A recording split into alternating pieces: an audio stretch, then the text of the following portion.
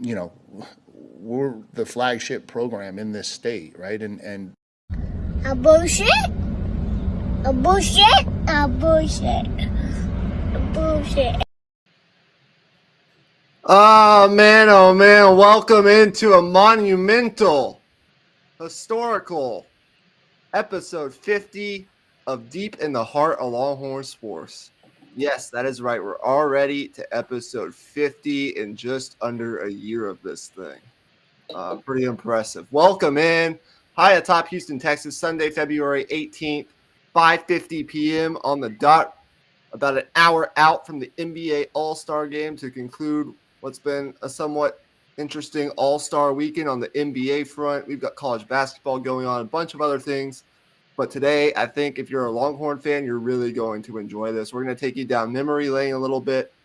What we're going to be doing is an 8-round alternating pick, best Longhorn athletes of the 2000s. So they played their careers at Texas in the 2000s. So we're celebrating the best Longhorn athletes from the turn of the millennium to present day.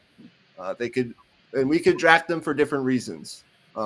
They could be some of our favorites from past years, or they could be legends from the early 2000s. It just depends. We're going to go 8 rounds. You cannot draft any more than 3 athletes from any one particular sport, and those are the only rules. So with all that being said, welcome to episode 50. It's a very special episode. I'm so glad we could make it this far. Thank you guys for supporting us up until this point. Be sure to like and subscribe. And joining me from Austin, Texas, my esteemed co-host and fellow Longhorn fan, Emmy Nixon. How are you? I'm doing good, man. Had a little bit of a mental reset, aka chug the energy drink before the pod, get myself going a little bit, re-energize, and I'm ready to go, man. I think this is an idea that we had 3 or 4 episodes ago to do for our episode 50, to do something special and have something, that's that can be viewed like in a time capsule, 10 years in the future and still be kind of relevant, like maybe. And I just think this will be one of our best episodes. I really do. I think this is a great idea by us, and I'm excited to get into it. Yeah, we're going to be celebrating the best Longhorn athletes, the Longhorn legends from, again, the start of the millennium, 2000 to present day. They had to have started their career at Texas in whatever sport they played in, 2000 beyond. So it couldn't be anyone from the 1990s, just so we're clear. We didn't decide on who's going to pick first, but since we're alternating, it really doesn't matter. Yeah. There's no real advantage to going first or second right now because we're just alternating back and forth. So I am going to allow you, since you've been so dedicated to coming on Deep in the Heart of Longhorn Sports, since I started this show solo originally, I'm going to allow you to have the honors and have the first pick of this 16-pick draft. All right, I appreciate that. Let me look at my list here. I think the straight off the bat pick at number 1 is Vince Young. Everybody remembers the 2005 season, that magical run, going undefeated, winning the national championship against USC in the Rose Bowl. And I think also the fact that it was the Rose Bowl just made it all the more just memorable. I think just that atmosphere, as we've mentioned before on the show, is just so uncommon and so, unlike anything else in college football or really in sports, honestly. And Vince Young, man, there's so much to it. Like just the legacy he left at Texas, you can get into all that, but everybody knows the footprint he left, man. Like the last national championship team, that's a team that will be talked about forever. And he was the front runner of that. He was the quarterback, led the team, and was fantastic for that entire 2005 season and for his entire career, really, outside of maybe his first year as a starter, some, shaky starts here and there with a couple of interceptions is all you can really point to. But constant improvement over his time at Texas. and he's just a legend. There's no question about it. Absolutely. He's one of the Longhorn favorites of many that are out there. You talked about his legacy, particularly that 2005 season. But what stands out to me about Vince Young is that he won, and he won a lot. He compiled a 30-2 record in 2.5 years as a starter at Texas. That's a 93% winning percentage, um, which is sixth best in NCAA, which was sixth best in NCAA history at the time, and still stands as one of the better careers at the quarterback position. And he's largely considered to be one of the best college football players of all time. Like he's up there with the Tim Tebows, the Cam Newtons, Yep. um, those legendary players. He is in that category. And what he did in that 2005 season, just looking at the stats, I mean, he led the Longhorns to an NCAA record 652 points, helped them become only one of 4 teams in NCAA history at that time to average at least 50 points and 500 yards per game in a season. And he became the first player in NCAA history to pass for 3,000 yards and rush for 1,000 yards in a season. Of course, there have been more guys to do that since then, but he was the first. And then all of the accolades. The thing that stands out to me, though, is he was not able to win the Heisman that year, as it went to, I believe, Reggie Bush. Yeah, awesome player. Won the title game on a legendary play. Like everybody will remember that particular play. It's the play that stands out in my mind when I think about my lifetime and my connection to Texas football. Yeah. So, and not to mention, I mean, he did go on and had some success in the NFL. He won Rookie of the Year honors, led the Titans to an 8-5 record after taking over in Week 4. He accomplished. It was a short-lived career for the most part, Yeah. but he accomplished at least. I think he made a couple Pro Bowls. He did accomplish some things at the next level. So good for him. We see him around, of course, still on the 40 acres. Yeah, love Vince Young. I don't know who doesn't like Vince Young. And he's the rightful number 1 pick in this draft. Yeah. Number 2, I think it comes down to me to 2 people, but I'm ultimately going to go with, gosh, this is so tough, but I have to go with Kevin Durant. Kevin Durant, as you know, has gone on to have a Hall of Fame NBA career, which obviously factors into this. But at Texas, he won Collegiate National Player of the Year. He's a 3-time. Obviously, we know about his professional accolades. 12-time All-Star, probably more than that now, right? 2-time champion, Olympic gold medalist. The list goes on and on. But in his first and only season at Texas, he was the consensus National Player of the Year. He was dominant. Became the first freshman in NCAA history to win any of the major National Player of the Year awards. He won the Wooden Award, the Naismith Trophy, and the Adolph Rupp Trophy. He was a consensus first-team All-American, averaged close to 26 points per game, just was a microwave scorer, and that obviously translated to the next level. 11 rebounds per game as a freshman, one of the best freshmen in college basketball ever. Obviously, he was drafted by the Supersonics and has gone on to have an excellent career. Just one of the best one-year stints in college basketball that we've ever seen. Yeah. And obviously, the fact that he's gone to have like a Hall of Fame caliber professional career, probably the best professional career out of anyone that we're going to draft today, obviously factors into the fact that I drafted him number 2. So Kevin Durant's my number 2 pick. So we'll hand it back to you for your number 3. Yeah, can't go wrong with that pick. Absolutely not. I mean, the one thing I'll say before we move on is just like, if you think about, I know Kevin Durant isn't like a big per se in terms of him coming into the league and playing the 3 and all that. But if you think about the guys 6'10" and over to go through Texas post Kevin Durant, like it's definitely pretty visible how he impacted even coach after coach after coach that has gone past by. Like Texas recruits the big position well. So My next pick. One of the rules we had for this draft also is we can only choose 3 person for one sport per person. Um, but I think I'm gonna go a little curveball here. Maybe not. It's such a tough thing to rank, but I'm going with Kat Osterman. I mean, just in terms of dominance and just, I mean, going on to be dominant in the Olympics as well on the world stage, and that factors in as well.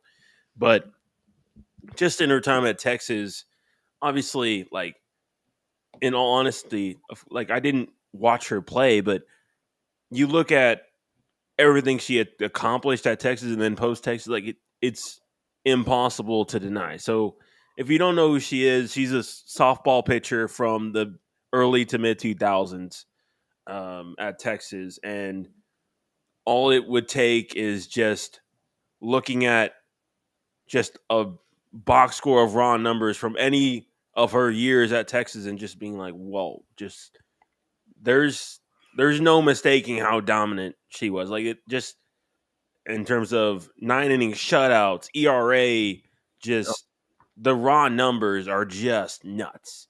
I think when you're just talking about dominating a sport, obviously, like there's no way to quantify it, but you're measured against your peers, and I don't think like you'd be hard pressed to find anyone in any sport to dominate as much as she did in hers. So that's why I went with her at the number 3 pick. No, great pick. She did it over 4 years. As you mentioned, like she might, in her particular position, in her particular sport, she may have dominated more than anybody else that we're going to draft today, just from a statistical standpoint. She holds the UT career softball records for victories as a pitcher, 136, ERA 0.51 ERA, 85 total shutouts, 20 no-hitters, holds the NCAA record for career strikeout ratio per 7 innings. Obviously, college softball, only 7 innings, not 9 innings. And she's the only player to win National Player of the Year 3 times. She was a gold medalist at the 2004 Olympics, won the 2006 ESPY Award for Best Female Collegiate Athlete of anybody, was also the 2005-2006 Sports Women of the Year for a team sport. She posted the lowest ERA in the NCAA over the course of her career 3 times, 2003, 2006, and 2007. And she's the only player in softball history to lead the nation in ERA 3 times. So pretty self-explanatory there. That's a great pick. And her hometown, actually, right here in Houston, Texas. So awesome pick there. There are guys that I'm considering for the 4th pick. This is probably where the draft really starts. Yeah. Because I viewed Vince Young, Kevin Durant, and Kat Osterman in that order as like the top 3, the consensus top 3. I'm going to go the football route this time. It's hard for me. I'm down to 2 guys. I'm down to Derek Johnson on the defensive side of the ball and Cedric Benson on the offensive side of the ball. I'm going to go – it's tough, but I'm going to go Cedric Benson. I think he's probably the best running back from a Texas career standpoint at the university in the 2000s. You look at what he accomplished in his career. Obviously, he went out to have a fairly successful NFL career as well. But from 2001 to 2004, he was, well, obviously in his career, 2nd all-time on the UT rushing list, 7th in NCAA FBS history at the time of his or at the time that his career ended, with 5,540 rushing yards, and also 2nd in career rushing touchdowns, obviously only behind Earl Campbell. He was a 4-time All-Big 12 guy, a consensus first-team All-American, won the Doak Walker for the nation's best running back.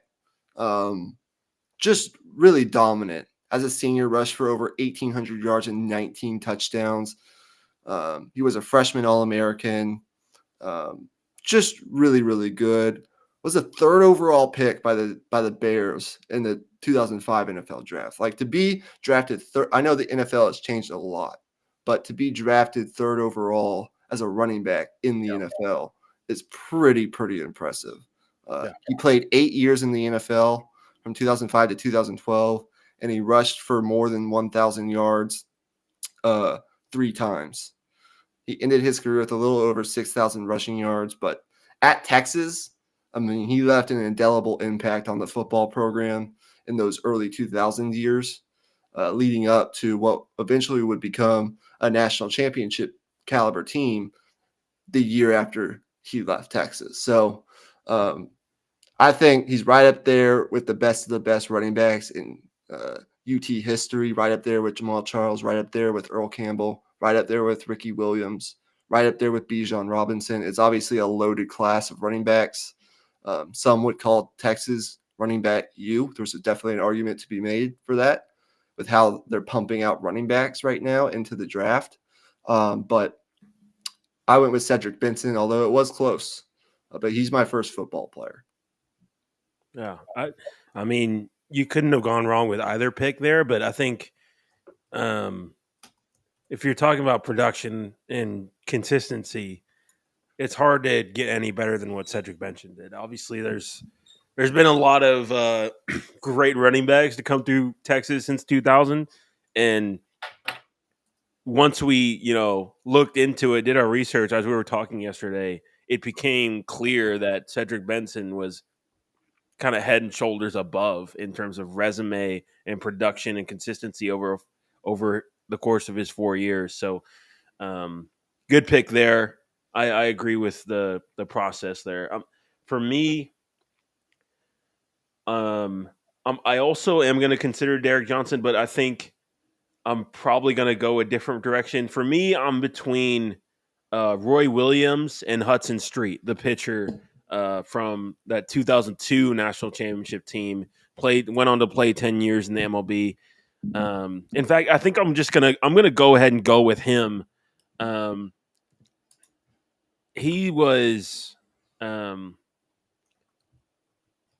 basically the ace of that team. Led Texas to Omaha multiple times, which is if you're familiar with how college baseball is, like it is not easy to get to Omaha. It takes a lot of luck on top of everything else. But he was extremely consistent and just to me, what put him over the top is the winning. The fact that he won a national championship, put his team in position to win a national championship multiple times. I think to me that puts him over the top. Even though Roy Williams and Derek Johnson were a part of those teams, but I think the fact that Hudson was the driving force of it, I think as a pitcher and has the guy to go to in a college World Series environment, I think he was the guy to go with. Yeah, he's an all-time great in Texas baseball lore. 3-time All-American, MVP of the 2002 College World Series. Obviously, posted a career 1.31 ERA, second in school history. An opponent 172 batting average, number 3 in school history. And was nasty as a closer. 41 career saves. Set a College World Series record with 4 saves as a freshman when the Longhorns basically just ran through the 2002 tournament. And he put an indelible impact on Texas baseball in this program. Probably the best reliever, definitely, of the best closer that Texas has probably ever had. And you look at, he did go on to sustain a pretty successful MLB career as well. He was a 40th overall pick, so he was a early second round pick by the Oakland A's. He was the 2005 American League Rookie of the Year. So there's already a notch on his belt at the major league level. Just to come in and contribute right away is fairly impressive. especially in the major leagues. You got to be pretty dominant to do that. And then you look at what he ended up doing up until 2014 and what was a 10-year major league career, 275 saves, including 41, and maybe his best year back in 2014. So he was awesome, no doubt about it. Good third pick for you. For me, this is where it gets a little tougher. Obviously, I have a basketball and a football player. You've got a football player, softball, and a baseball. I could go Derek Johnson. I could go Roy Williams. I could even go Michael Huff. But I wanted to go with a guy who has accomplished. I mean, he's really up there with like Kevin Durant for what he's accomplished at the next level, the impact that he's made in his sport at the next level. And it honestly could be more, but some self-inflicted stuff along with just it's kind of a fickle sport has affected that. Jordan Spieth. Obviously, the fact that he won a national championship in his sport under Coach Fields at the University of Texas contributes to the fact to his legacy at Texas. He was a first-team All-American, consensus first-team All-American in his only year at Texas. He won the Ben Hogan Award as the National Player of the Year in his one season in collegiate golf. Helped lead the Longhorns to the 2012 National Championship. That's one of, I think, 5 or 6 golf championships in the program's history. Obviously, we know. I mean, we probably know better than anyone else does. We've been at the UT Golf Club a bunch. You walk through the hallways, and there's Jordan Spieth. Like, you see him everywhere. Yeah. His impact is left everywhere. On the short course at the UT Golf Club, you see all the tournaments that he's won on that big wall of PGA Tour winners by Longhorns. He was just damn good. And he's one of the better junior golfers of this millennium.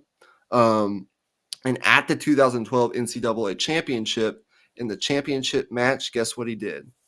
He beat Alabama's and current PGA star Justin Thomas 3-2 to win his match to contribute to winning that championship over Alabama. He beat another star on the PGA Tour and also a major winner in Justin Thomas, and has gone on to win 3 majors, of course, in a short time period, and could be more, honestly. He could win more in the future. I think from his dominance in his 1 year at Texas to beating another legend in a championship on the biggest stage to what he did when he burst onto the scene on the PGA Tour, no question, Jordan Spieth. Yeah, I think the other thing that jumps out is the fact that he won on the PGA Tour right away. Like I still remember him winning the John Deere Classic at 19 years old. Like that was insane. Like I had never even at that point in time fathomed like a teenager going out on tour and winning a golf tournament on that in that fashion. But yeah, I mean, hard to argue with that pick for sure. There's no real wrong answers here because there's just too many names to even count, really. For my next pick, I think I'm definitely going to go the football route. I've only got one football player on my draft list so far. I think I'm going to go ahead and take Derek Johnson. I think the fact that he was considered 3-4 picks ago, I think makes this a pretty good value. And I think obviously the accolades speak for themselves. I mean,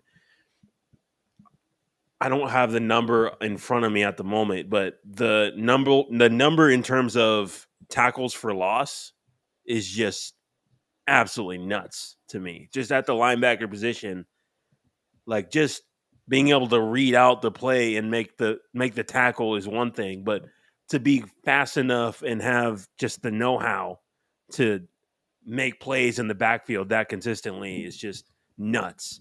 I obviously his NFL career didn't go as well as, you know, based on his college tape, what we would have thought. But um, there's no questioning how dominant he was. He was absolutely insane at Texas at the linebacker spot. Yeah, a two-time consensus first-team All-American, won multiple awards, won the Bronco Nagurski Award for the nation's top defensive player, won the Butkus Award for the nation's top linebacker. Um, and you mentioned all the stats. I mean, he was pretty much unanimously regarded as one of the best linebackers in college football in his time period. 50 career games, too. He played a 4-year career, longevity. He helped the Longhorns win 11 games 3 times, 3 out of the 4 years, and at least 10 games in all 4 years. Yeah, I mean, he was really, really good. And he went on to sustain a very, very nice and lucrative NFL career. A 4-time Pro Bowler at the next level. At the time, he was the Chiefs' all-time leading tackler. Just really good. That's more than I remembered, actually. 14 interceptions, 40 quarterback pressures, 27 and a half sacks, 78 passes defended, 23 forced fumbles, 4 touchdowns at the NFL level. Pretty damn good for a linebacker. Yeah. He's also in the Texas Waco Sports Hall of Fame, as he's a hometown guy from Waco. So, yeah, one of the better Texas linebackers, if not the best Texas linebacker of our time. Derek Johnson, really good pick. That is your second football player. So you've got one more football player you can use if you want. I'm down to 2 in my mind right now. I could go with my second football player, or I could go in a different direction. Because I have my sleeper pick in my mind that I'd like to pick at some point. But I think for now, I am going to go the same route as you. I'm going to pick my second football player of my draft. And I'm going to go with Michael Huff, who was a defensive back for Texas and maybe one of the better defensive backs of our time period. He was a 2-sport athlete too. He won all Big 12 honors in both football and track and field. He was Texas's first ever Thorpe Award winner for best defensive back in college football in 2005, the year Texas won the national championship, the year they won the Rose Bowl. He was defensive MVP in that BCS championship game victory over USC, the iconic Vince Young game. And he was just known for his football IQ. Really smart player, defending passes, playmaking skills.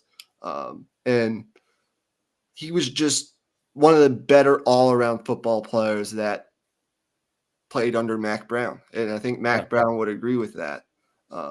In his career, he started 50 of 51 career games in a 4-year career, where he was a 4-year starter.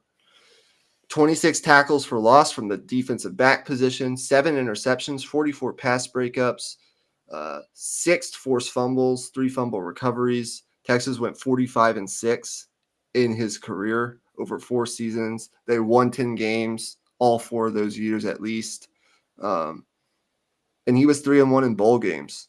Won back-to-back Rose Bowls, 2004, 2005.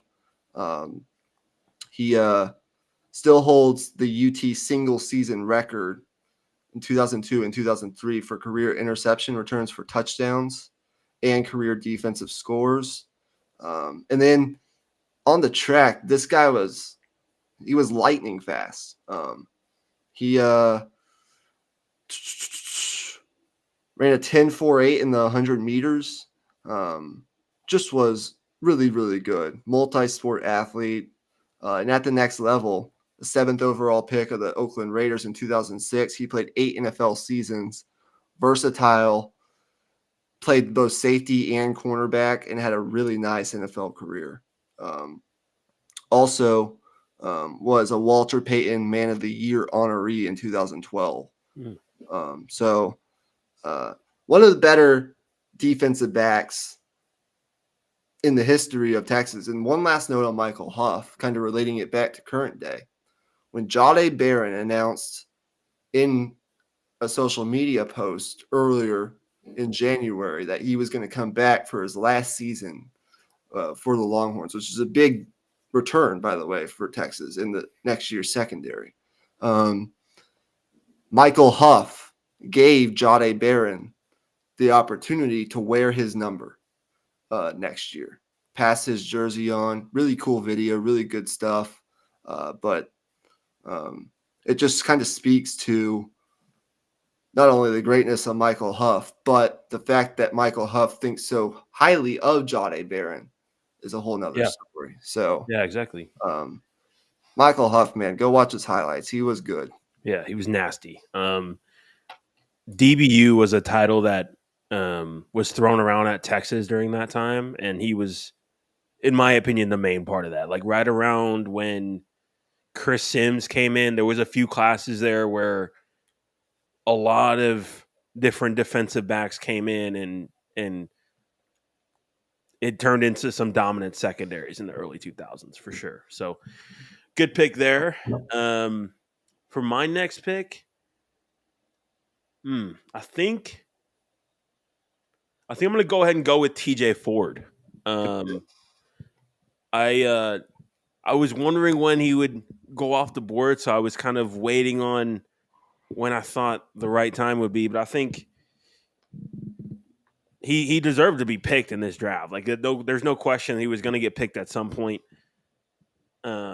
Was really good at. I think played with Kevin Durant, if I remember correctly. Had a really good NBA career as well with the Raptors. Obviously not Kevin Durant, but nonetheless, like people still talk about TJ Ford within that Texas basketball program. There's no doubt about that.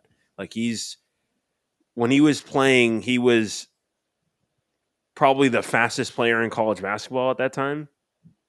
Just the quickness, the ability to get to the rim. Very, I don't even know what to compare it to, but just he was really fucking good, man. I don't know how else to say that. Yeah, absolutely. This is my sleeper pick. We're now in what is round 5 of this draft. We're just past the halfway point. If you're just joining us, Amy has drafted Vince Young, Kat Osterman, Hudson Street, dominant closer for Texas back in the day, Derek Johnson, and TJ Ford. And I, through my first 4 picks, have drafted Kevin Durant, Cedric Benson, Jordan Spieth, and Michael Huff. We both drafted 2 football players. So we can only draft one more football player each. But that's an excellent pick. TJ Ford's right up there. I believe he has his number retired up in the rafters of the Moody Center. So he did. I'm sure they've transferred that over to the Moody Center. So excellent player, one of the better point guards in Texas basketball history. This is my sleeper pick. I think you can make an argument she's top 3 athlete right now on the Texas campus, and she's coming back for another year. And her arrival at Texas 2 years ago has now coincided with the volleyball team winning back-to-back national championships. Maddie Skinner. Maddie Skinner is my 5th round pick. She's excellent, man. She shows up on the biggest stage. 2000 well, obviously prior to Texas in her 1 year at Kentucky, she was an all SEC selection, 2020 national champion, led the Wildcats, a 282 hitting percentage, 389 kills, which is unbelievable, 49 total blocks as a freshman, helped Kentucky win the national championship. And then obviously at Texas, she's just gone on to only get better as she's now won back-to-back national championships with Texas. And I believe she won MVP, at least of this last tournament, most outstanding player for the Final Four. Just a big-time player, shows up in the biggest games, great leader. And she's going to go on to do great things, possibly in the Olympics Yeah. or whenever. But I'm so incredibly glad that we get to watch her one more year on Yeah. the 40 acres in what will be, I guess, her officially last year of eligibility. And she's going to put Texas in a position to possibly three-peat, believe it or not. Yeah. They're going to be really good again. So it's a dominant program. She's winning everywhere she goes. And it speaks for itself, man. Yeah. I mean, you could make the argument just based on the fact that she's been a part of 3 national championship teams in a row that she should probably be higher on this list.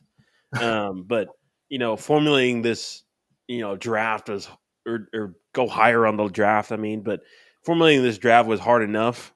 But like the fact that she's still playing and still could win, like you said, another national championship is just, speaks to how dominant she really is. But like, obviously, the team is great around her, but the numbers speak for themselves. Like she's like the main part of this. So great pick there. I'm gonna be honest with you, man. I'm starting to run out of names here. I think for my next pick, I've got one more football player to go. No, screw it. I'm gonna take Roy Williams. Was drafted in the top 5 overall into the Lions, and I think it was the 2005 draft, if I remember right. Yep. I mean, he put up numbers, man. Like he paired with Vince Young was just so nasty. Just a red zone target, just a threat to take it to the house all over the field. I'm trying to think of like a comparison to like a today's wide receiver, but it's not even just the numbers behind it, but it was also just the threat of what he could do. Also, it propelled the Texas offense to be how insanely good it was. You mentioned the numbers earlier from that 2005 season, averaging 50 points per game. Like I still don't really have my head wrapped around that. Like in looking back on that team in particular, like he's one of the main guys that you have to give credit to. So firmly belongs in this draft. And I just think it would have been wrong if he fell any further. Yeah, he's largely regarded as possibly the best Texas wide receiver of this time period. Went on to sustain a really nice NFL career. And just, whether it was with Chance Mock or whatever quarterback was playing at the time, he was a dominant force right from the time that he arrived on campus. It's one of the more highly recruited wide receivers out of the state of Texas that we've ever seen. Just his physical tools, his size, his ability to catch the ball, high pointed, physically dominant on the football field. Really, really nice wide receiver. Good pick. Yeah, he definitely deserved to go in this draft. No doubt about it. All right, I got to search for my next pick. But to make things easier, let me look at our list real fast. So you're done on football players. Yeah. You're done on football players. I've got a basketball player. I've got 2 football players, a golfer, and a volleyball player. Gosh, I could go Colt McCoy, get my quarterback on my team. I could go LaMarcus Aldridge, DJ Augustine, Bijan. Bijan. There's a lot here. But I'm actually going to go – I'm down to Bijan and Drew Stubbs, who was a center fielder for Texas back in the day on those dominant baseball teams of the early 2000s. I think since I already took a current Texas great, I'm going to go Drew Stubbs, who is one of the better outfielders in Texas baseball history, 2003 to 2006. One of the more gifted athletes, I think, to really ever play at Texas, play baseball for that matter. He was a key part in a national championship run during his time with the Longhorns, was an All-American and first-team All-Big 12 in all 3 of his seasons at Texas, as well as a 2-time academic All-American. As a freshman, he hit 301 with 28 stolen bases. He was fast. Big 12 Conference Freshman of the Year. 2005, he hit 311 in his sophomore year, starting in center field, third-team All-American, and made plays at the plate in that College World Series run that year. And then obviously he only got better from there. In his last year, he belted 11 home runs, 67 he belted 12 home runs, batted 342, 26 stolen bases, 65 runs scored, and was a Golden Spikes Award finalist and a second-team All-American.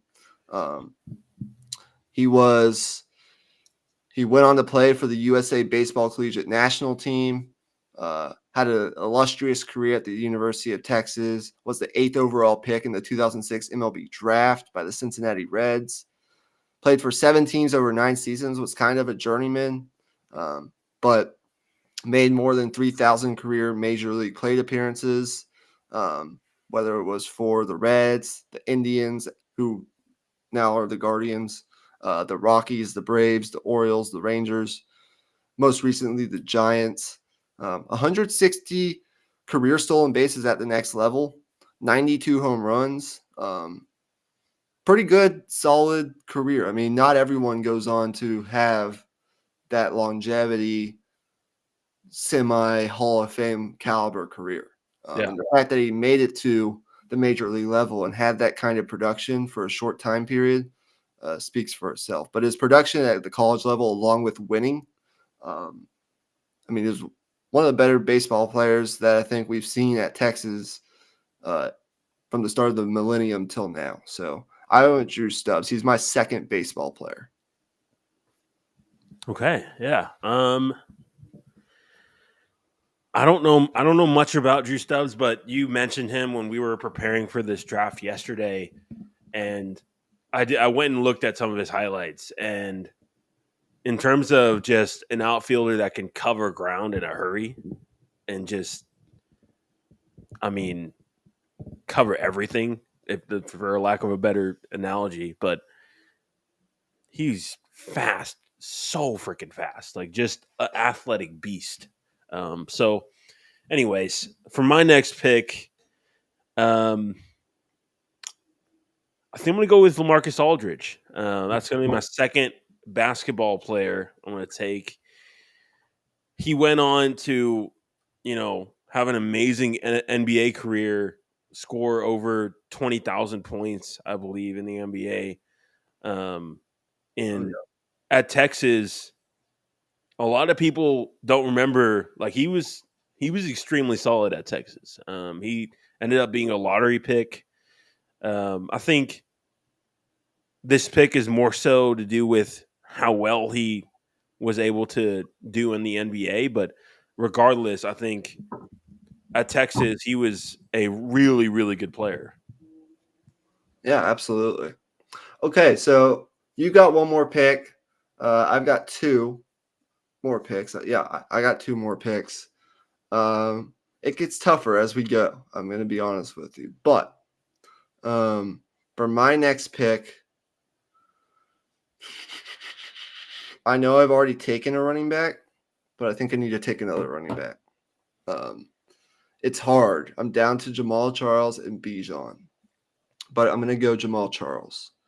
And the reason I'm going to go Jamal Charles is because he was a 2-sport athlete, just like a lot of the other guys that I've drafted, including Michael Huff. He was the next in a long line of Longhorn running backs, as we know, went on to have success in the NFL, 3-time All Big 12 selection, key part of 3 teams that won 10 or more games, He also was part of the Longhorns 2005 national championship team. Played in 38 career games, where Texas went 33-6 over that time period. 13-0, obviously, in 2005. Charles won 3 bowl games. Texas finished top 15 all 3 years. And they also had a pair of top 10 finishes. Yeah, I mean, in terms of statistical production, he's number 4 in school history in yards, number 5 in school history in touchdowns. He also was a threat out of the backfield, caught 49 passes for almost 600 yards. He produced one of the best seasons by a running back at Texas. All Big 12 as a junior, rushed for over 1,600 yards, 18 touchdowns on 258 carries. Obviously, at the next level, went on to have a remarkable NFL career, was the 73rd overall pick in the 3rd round of the 2008 draft by the Kansas City Chiefs. He played 11 years in the NFL, 9 with the Chiefs, was a 4-time Pro Bowler, 2011, 2013, and 2015. Yes, that's right. Chiefs all-time leading rusher, over 7,000 rushing yards. Holds a bunch of Chiefs rushing records. I don't know if they still stand, but I assume most of them probably do.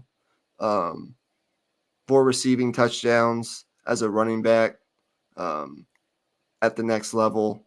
5 1,000-yard seasons, 3 straight from 2012 to 2014. And he also thrived on the track. Really, really fast.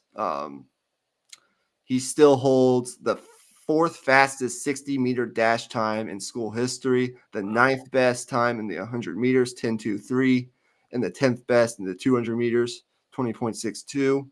And I think he also went on to have some success, I think, competing in the Olympics.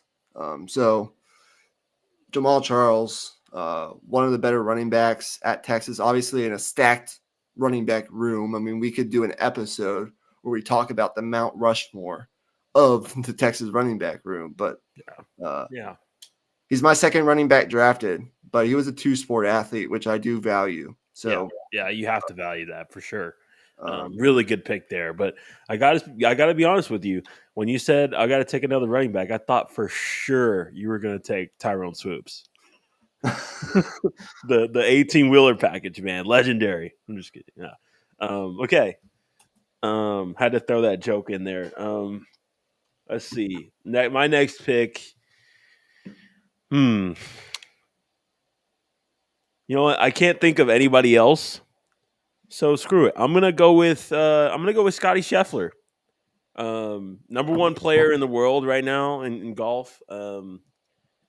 Masters champion, of course.